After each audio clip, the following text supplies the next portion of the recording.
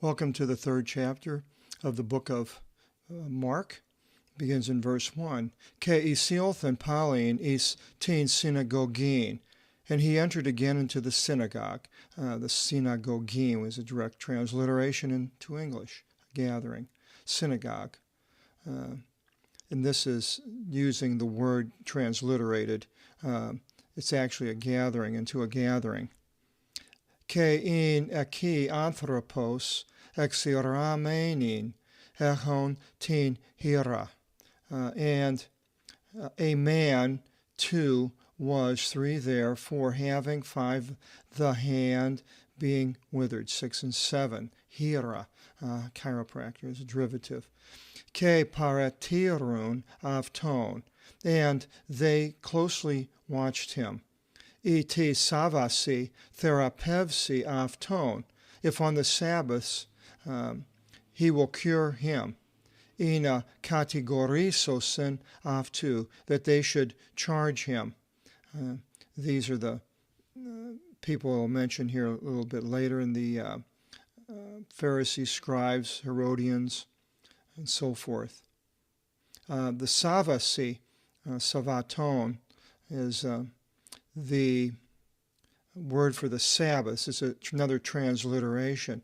The Sabbaths, this word doesn't appear in the Greek Old Testament until Exodus 16. It's something that was handed down. It's not, the Sabbath was not the seventh day of creation, that creation God rested, but it wasn't called the Sabbath. The Sabbath was given to the Jews. And the next word, therapevsi, we have the word therapeutic. So they're going to watch and see if he will cure him, that they should charge him.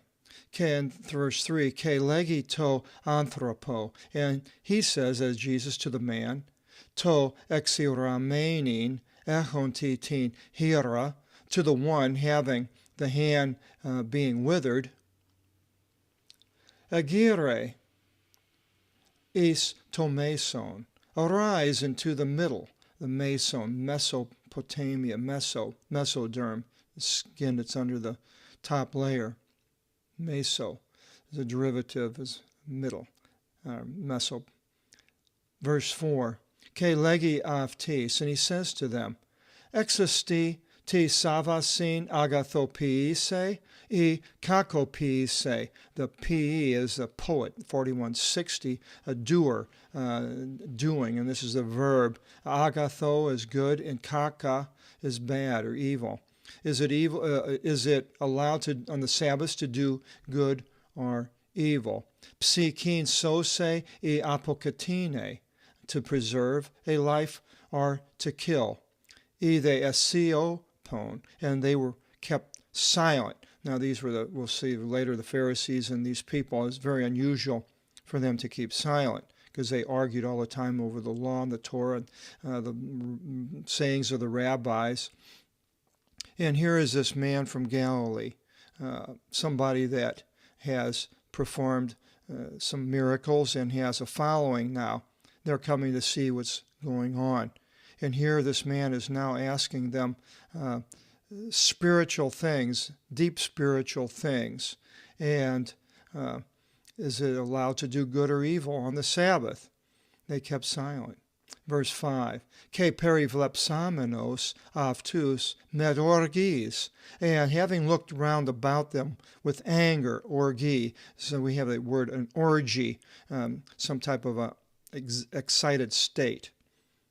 Silipomenos epi ti porosi tis cardias avton, being grieved over the callousness of their heart, the cardiac, the derivative. Legito anthropo, and he says to the man, ektinon tin hirasu, stretch out your hand. Ke exetine, and he stretched it out. Ke apokatastathi ihiraftu, igis os iali, and his hand was restored in health as the other. Igis, hygiene, is a derivative.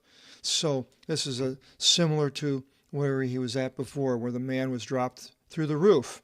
And here, again, Jesus heals, but this time on the Sabbath, doing a good work. Exalthontes, and having gone forth, e Pharisei ev theos meta ton erodion non, simvulion epiun kat avtu. And having gone forth, the Pharisees immediately with the Herodians took counsel against him. Opos avton apolesosi, how they should destroy him. Doesn't say kill to destroy him, but it sort of intimates that. The Pharisees, Herodians, we don't find out too much in history of the Herodians. Apparently they were followers of King Herod, and his policies maybe tending towards the Romans. Herodians accepted the Roman rule. Here's a good book right here, Josephus, and it's by Craigle Publications. It's an older version. It's all in English. It has the antiquities of the Jews, the wars of the Jews, and like I said, it's in English. I have one. It's also in Greek, which I just love because I can see these words and how they're used. But this word, as you see, all these places are highlighted places where it talks about the Pharisees, and Josephus, who lived at the time of, right around after the time of Christ, was an expert on these affairs and things, and he gets in and talks about them. And he says in one place, what I would now explain is this, that the Pharisees have delivered to the people a great many observances by succession from their fathers, which are not written in the law of Moses. And then later, with Queen Alexandra, this is right after the time of Alexander the Great, the Ptolemies took over Egypt, and Palestine, and Antiochus took over Syria. So Palestine was right in between the two, and they fought back and forth to who could control this area. Then it says, in another place, it gets into all of the power that the Pharisees had it says here, and now the Pharisees joined themselves to her, Alexandra, to assist her in the government. These are a certain sect of the Jews that appear more religious than others and seem to interpret the laws more accurately. Now, this is at the time of Christ, right after it. Now, Alexandra, hearkening to them to an extraordinary degree as being herself a woman of great piety towards God. But these Pharisees artfully insinuated themselves into her favor by little and little, and became themselves the real administrators of the public affairs. They bound and loosed men at their pleasure, and to say all at once they had the enjoyment of the royal authority, whilst the expenses and the difficulties of it belonged to Alexandra. And it goes on and talks about the power of these men. They had a tremendous amount of power. There was also the Sadducees and the Essenes, or the third. And Josephus tells us all about these. So these Pharisees immediately took counsel with the Herodians, who were probably their enemies, except for getting rid of this man who was a threat to everybody.